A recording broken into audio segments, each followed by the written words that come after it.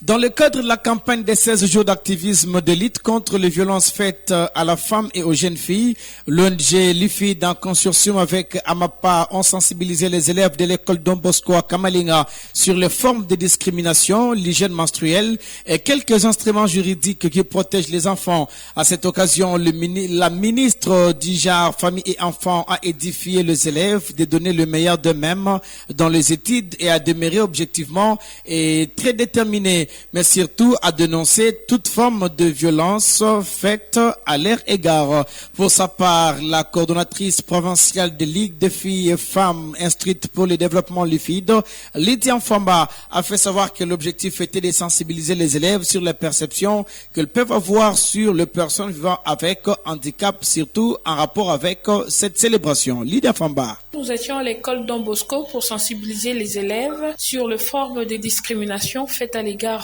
de femmes et des filles, surtout que nous sommes pendant le 16 jours d'activisme. De 16 jours d'activisme, c'était une occasion pour nous de brosser un tout petit peu l'historique auprès des élèves, afin qu'ils connaissent l'importance de cette journée et à quoi ça consiste. Mais également, aujourd'hui, c'est le 2 décembre, la journée mondiale de personnes vivant avec handicap.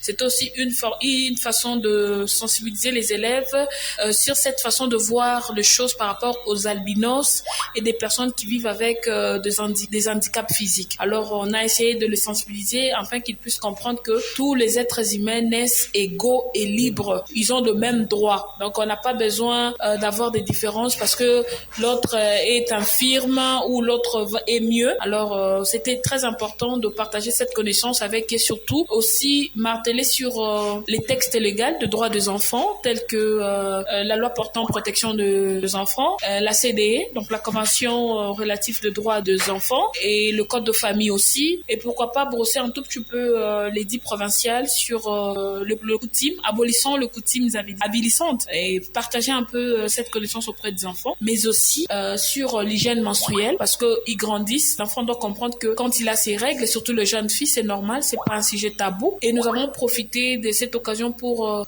plaider auprès de l'école, mentionner à chaque rentrée scolaire un petit frais pour de kits hygiéniques. Pourquoi? Parce que la fille peut voir ses règles à l'école, au lieu que ça lui indispose, directement l'école peut lui servir d'un kit pouvant l'aider à continuer le cours jusqu'à la fin. Parce que les règles, c'est normal, les règles n'est pas une maladie. C'était Lydia Mfamba et signalons que cette activité rentre dans le cadre des 16 jours d'activisme.